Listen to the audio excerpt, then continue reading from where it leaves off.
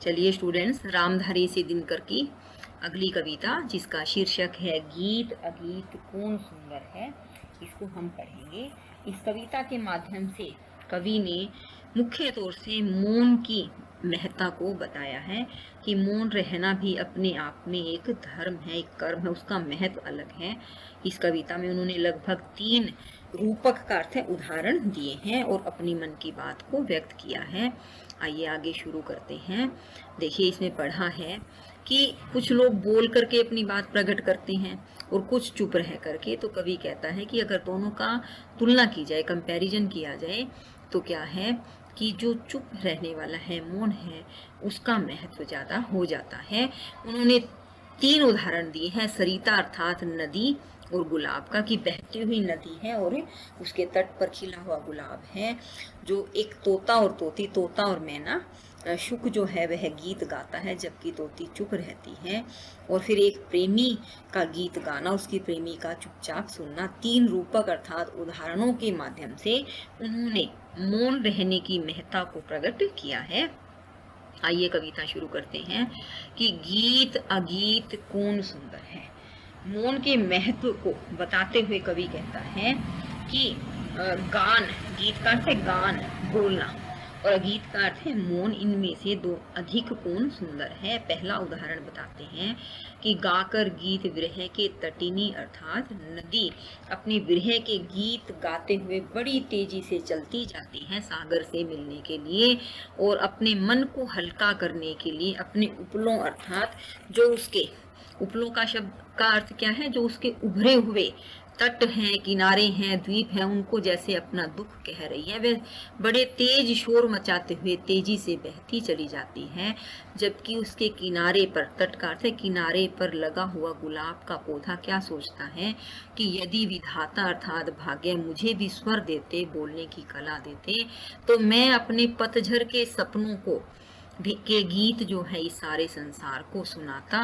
मैं भी बताता कि पतझर में मुझसे ऐसे सब कुछ बिछुड़ गया था। मैं विरह के गीत सारे संसार को सुना सकता था कि गा गा कर बह रही निर्झरी, अर्थात जो नदी है वह गा गा करके स्वर करते हुए बह रही है तेजी से, जबकि पाटल अर्थात गुलाब का पौधा मूक अर्थात चुपचाप तट पर किनारे पर खड़ा हुआ है। कवि कहता है कि गान और अगीत का अर्थ है मौन में से कौन सुंदर है। वो एक प्रश्न पाठक के जहन में छोड़ देना चाहता है कि आप खुद ही इसके बारे में कल्पना कीजिए, तुलना कीजिए, पता कीजिए कि इन दोनों में से कौन सबसे ज्यादा सुंदर है। अगला उदाहरण वो किसका देता है, तोता और तोती का देता है, शुक और शुकी। शुक का अर्थ है तोता और शुकी का अर्थ है तोती, या आप उसको मैना कहते हैं, तोता मैना ही कहा जाता है। कि बैठा शुक उस घनी डाल पर जो खोते पर छाया देती। खोते का अर्थ क्या है, जो तोता और तोती का घोंसला है। कि जो तोता है, जो शुक है, वह कहाँ बैठा है, उस घनी पेड़ की उस घनी डाली पर, टहनी पर बैठा हुआ है जो उसके घोंसले पर छाया कर रही है। और जो पंख फुलाकर नीचे खोते में शुकी बैठ अंडे है सेती। तोता कहाँ बैठा है, उस डाली के ऊपर बैठा है जहां पर उसका घोंसला है, घोंसले पर उस डाली की छाया पड़ रही है, जबकि घोंसले के अंदर बैठ करके मैना जो है अपने पंखों को फैलाकर फुलाकर अपने अंडों को से रही है। सेती का अर्थ है उनकी सुरक्षा कर रही है, उनको गर्मी दे रही है कि जिससे वो बड़े हो सके, उनसे चूजे बाहर, बच्चे बाहर आ सके। गाता शुक जब किरण बसंती छूती अंग पर्ण से छनकर। जब तोता, बसंती का अर्थ है प्रेम के, प्रणय के गीत गाता है, तब क्या होता है कि उसकी जो आवाज है, प्रेम के गीतों के स्वर हैं, ध्वनि है, वह उन पत्तों से छन छन करके, पर्ण का अर्थ है पत्ते, पत्तों से छन छन करके किसको छू रही है, शुकी को छू रही है। शुकी के गीत, वह भी कुछ गाना चाहती है, वह भी अपने प्रेम भाव को प्रकट करना चाहती है, लेकिन उसकी ममता, उसका जो स्नेह है अपने संतान के प्रति, वह उसमें सिमट कर रह जाता है। उसके गीत, उसका मन जो है, उसके भाव उसके गले में आकर के, मुंह तक आकर के रुक जाते हैं। वह जो कार्य कर रही है वह उस कार्य के प्रति लगी रह जाती है। गूंज रहा शुक का स्वर वन में, फूला मगन शुकी का पर। जो तोता है उसका स्वर, उसके प्रेम के गीत पूरे वन में गूंज रहे हैं, जबकि जो तोती है, जो मैना है, वह सिर्फ मग्न होकर के उसके पर फूले हुए हैं, लेकिन वह कुछ गाकर व्यक्त नहीं कर सकती, क्योंकि वह इस वक्त कर्तव्य पालन में लगी हुई है। तो कवि क्या कहना चाहता है कि इन दोनों में से कौन अधिक सुंदर है, अर्थात जो तोता गीत गा रहा है वह ज़्यादा सुंदर है, या फिर जो तोती अपने मन को, अपने बात को कहने के लिए चुप है, मौन है, वह अधिक सुंदर है। दोनों में से कौन अधिक सुंदर है। आइए अगली पढ़ते हैं कि दो प्रेमी हैं जहाँ एक जब बड़े सांझ आल्हा गाता है, पहला स्वर उसकी राधा को घर से खींच यहाँ लाता है। कि दो प्रेमियों का जोड़ा है, एक नायक है और एक नायिका है, और यहाँ पर जब एक सांझ के समय अर्थात संध्या के समय आल्हा गीत गाता है। आल्हा क्या है बेटा? एक प्रकार का राग है। ऐसा गीत वो कहते हैं कि भी जो 31 मात्राओं का छंद, जिसे वीर छंद भी कहते हैं, 16 मात्राओं पर विराम लगता है, अर्थात एक प्रेम का ऐसा गीत गाता है, वीर रस वाला एक गीत गाता है। वीर छंद भी इसको कहा जाता है आल्हा को। आप आल्हा भी लिख सकते हैं कि बड़े संध्या के समय वह जब आल्हा गीत गाने लगता है, तो वो जैसे ही अपने स्वर को वाणी देता है, दो प्रेमिका है, प्रेम गीत गाता है, उसके गीत का पहला ही स्वर उसकी प्रेयसी को, उसकी राधा को, उसकी प्रेमिका को घर से खींच करके उसके समीप ले आता है।